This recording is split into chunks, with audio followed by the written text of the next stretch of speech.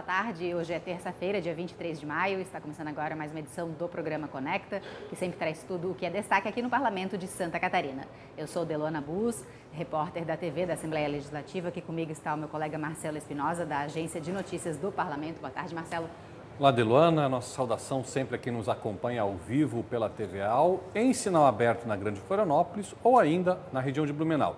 Lembrando que você também pode assistir o Conecta ao vivo pelo canal da Assembleia no YouTube. E lembrando também que o programa Conecta é transmitido pela Rádio da UDESC, a Universidade do Estado de Santa Catarina, nas cidades de Florianópolis, Lages e Joinville. E a Assembleia Legislativa realizou audiências públicas no oeste de Santa Catarina, nas cidades de Pinhalzinho e Chapecó, para falar sobre a situação das rodovias estaduais naquela região. Existe uma grande preocupação com a situação dessas rodovias, Marcelo. Foi um pedido da bancada do Oeste, os deputados que integram essa bancada, bastante numerosa aqui na Assembleia. Vão ser 4 audiências, 2 já foram realizadas na sexta-feira passada, em Chapecó e em Pinhalzinho. Por exemplo, na audiência de Pinhalzinho, um dos destaques foram 2 obras que já tiveram a ordem de serviço dada, porém elas não foram iniciadas a pedido do atual governo. Por quê?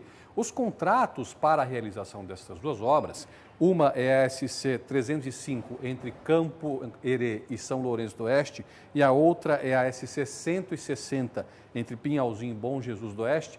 A ordem de serviço para essas 2 obras foram dadas no governo anterior, no governo Moisés. E o governo Jorginho Melo, assim que assumiu, mandou paralisar essas obras para verificar como estão esses contratos, para ver se estão corretos, se tem algum tipo de irregularidade. No caso dessas 2 obras especificamente, que foram bastante polêmicas, elas vão receber pavimento de concreto. E isso aumentou muito o custo da obra. E o governo quer saber se realmente é necessário gastar esse dinheiro com pavimento de concreto.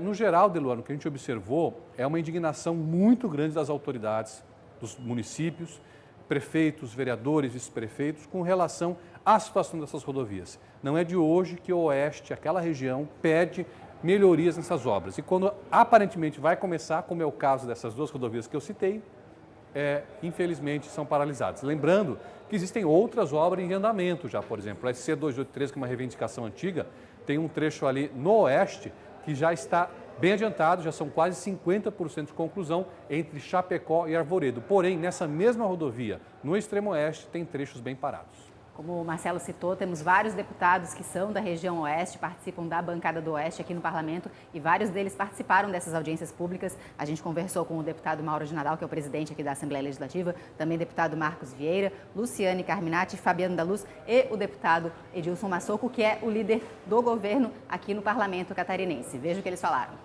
Todas essas discussões, esses encaminhamentos, a gente oportuniza esses líderes falarem o que eles pensam, o que eles estão sentindo sobre isso, porque muitas dessas rodovias, elas já são cobradas por nós há mais de 10 anos. São rodovias que a gente vem insistindo junto ao governo do estado, uma recuperação, uma melhoria. Nós queremos saber por que as rodovias estaduais estão demorando para serem recuperadas. Tem dinheiro? Não tem dinheiro.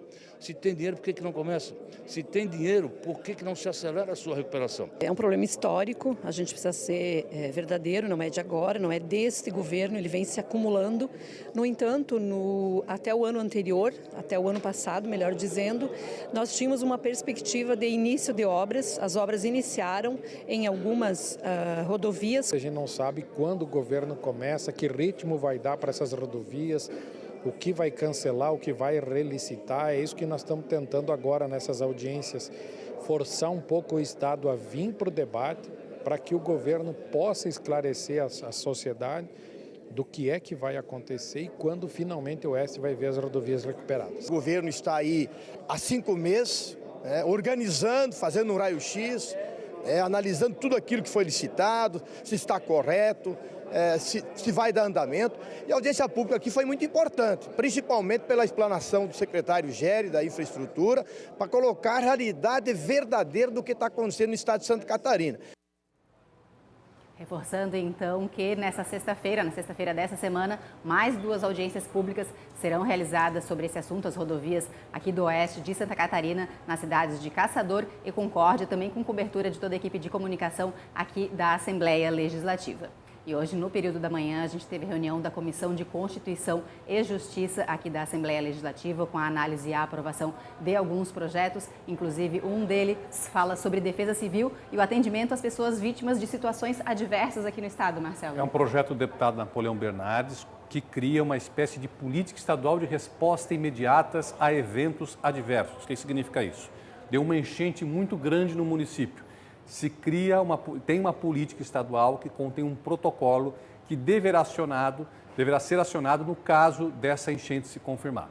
E qual é o objetivo? É tornar a resposta a essas tragédias mais rápida, de tal forma a oferecer um atendimento melhor à população atingida e também diminuir a burocracia em alguns procedimentos que são necessários para o atendimento a essas famílias, a essa população que foi socorrida. Esse projeto, inclusive, segundo o deputado Napoleão Bernardes, foi feito em parceria com a Defesa Civil do Estado. Exatamente, a gente conversou com o deputado Napoleão Bernardes, que é do partido PSD, e ele falou sobre essa iniciativa. Acompanhe. Por essa lei, o Estado reconhece os municípios como um braço do Estado para atuar prontamente assim que uma situação de defesa civil ela acabar acontecendo, garantindo, portanto, ao secretário de Estado da Defesa Civil autonomia para autorizar a pronta resposta, para garantir aos municípios o reconhecimento dele, município, como parte integrante do Sistema Estadual de Defesa Civil e que, claro, em paralelo a isso, haja capacitação dos gestores locais de defesa civil para permitir essa atuação pronta e imediata. Então, a ideia é resposta imediata, socorro imediato aos municípios nas situações de calamidade pública. Também na manhã de hoje, durante essa reunião da Comissão de Constituição e Justiça, foi aprovado um projeto que fala sobre ensino de história aqui em Santa Catarina com foco na cultura afro-brasileira, Marcelo. Esse projeto recebeu uma emenda substitutiva global da deputada Ana Campanholo. O que é essa emenda substitutiva global que tanto se fala aqui na Assembleia? É quando o relator da matéria, ele meio que faz um outro projeto, corrigindo as situações que ele entende que estejam erradas no projeto original, melhorando, aperfeiçoando. E foi o que ela fez. Além dessa questão da cultura afro, a deputada incluiu no texto desse projeto, na emenda dela, culturas de outros povos que têm influência aqui em Santa Catarina, por exemplo, como os açorianos. A gente conversou com o deputado autor dessa proposta, Fabiano da Luz, do Partido dos Trabalhadores, que falou um pouco mais sobre essa iniciativa. Acompanhe. Eu vejo que nós ampliarmos um pouco na nossa cultura esse debate da história do que outras culturas influenciaram ou ainda influenciam no nosso dia a dia é muito importante, porque nós não podemos apagar de onde nós viemos, dos nossos antepassados, da riqueza que as culturas trazem para o nosso meio. Então, para mim, o incluir a cultura africana e a deputada Ana incluir outras culturas, está tudo bem, porque nós estamos valorizando aquilo que é a nossa essência, aquilo que é a nossa base, aquilo de onde todos nós viemos. O deputado Mauro de Nadal, presidente aqui da Assembleia Legislativa, foi agraciado com o título de doutor honoris causas pela UCEF, a universidade fica em Itapiranga, no extremo oeste, aqui de Santa Catarina. A gente conversou com o reitor dessa universidade e também com o próprio deputado agraciado com essa homenagem. Acompanhe.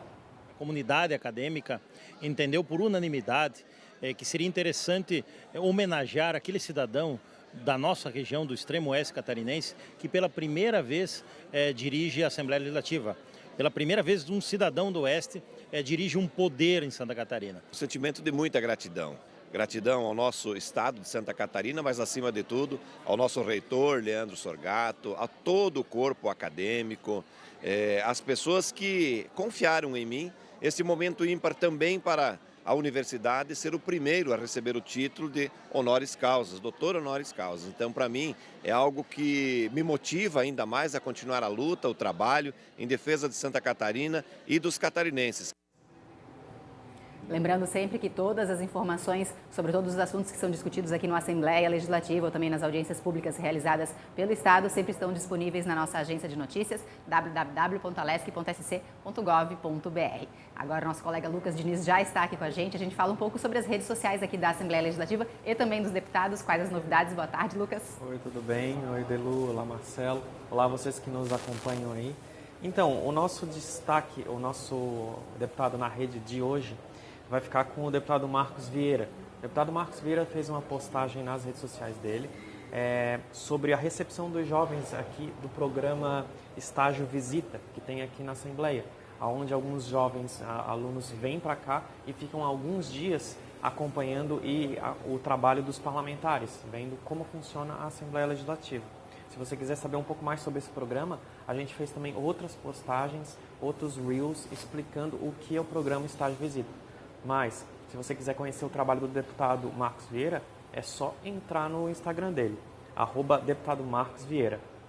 Já o nosso destaque aqui nas redes vai ficar aí para o início da análise do programa que prevê, do governo do estado, que prevê a universidade gratuita, que é o fornecimento de bolsas nas universidades comunitárias.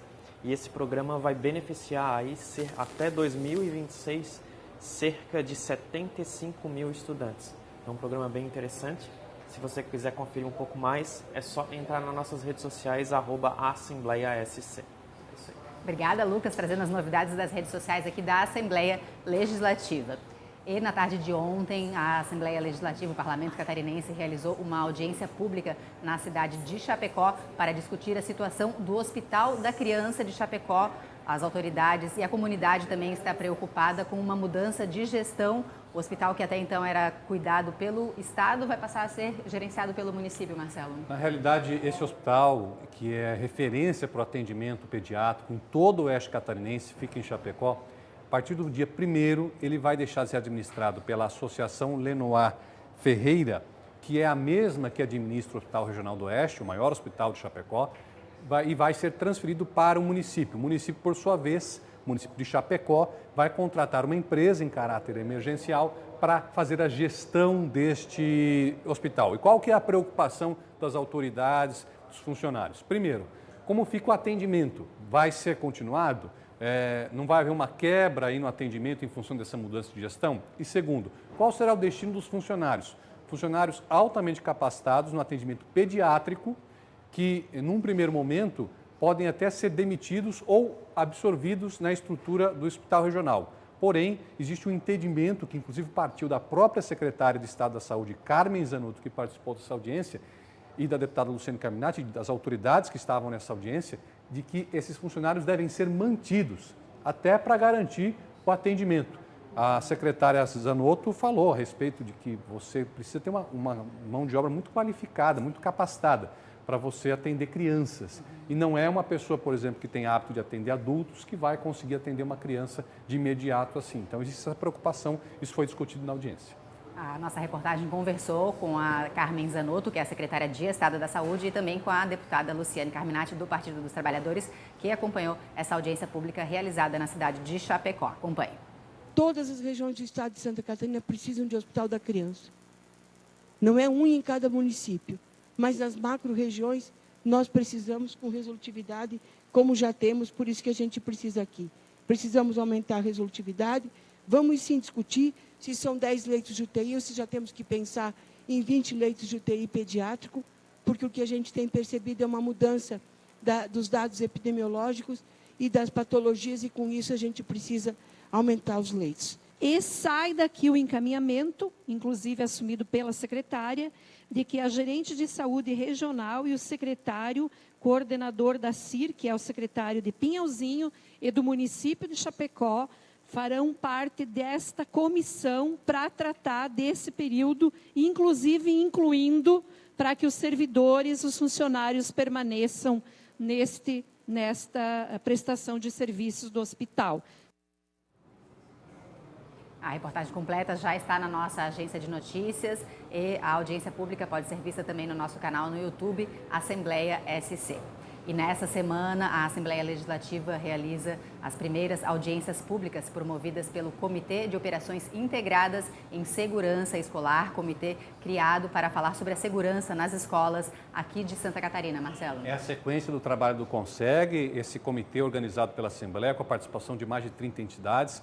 As primeiras audiências vão ocorrer na quinta e na sexta-feira. A primeira será em Blumenau, no espaço Dom Concept Hall, que fica no bairro Vorstadt, na quinta-feira, a partir das 7 da noite. Na sexta-feira, em Joinville, na Câmara de Vereadores, acontece a audiência na macro-região de Joinville. Será na Câmara de Vereadores, como eu acabei de dizer, a partir das 19 horas. A população deve ir a essas audiências, comunidade escolar, para dar as suas sugestões de como melhorar a segurança nas escolas. E a gente segue acompanhando também esse assunto e reforçando que hoje é dia de sessão ordinária aqui no plenário da Assembleia Legislativa, com transmissão ao vivo pela TVAL e também pelo nosso canal no YouTube, Assembleia SC. O programa Conecta vai ficando por aqui. Uma boa tarde para todos.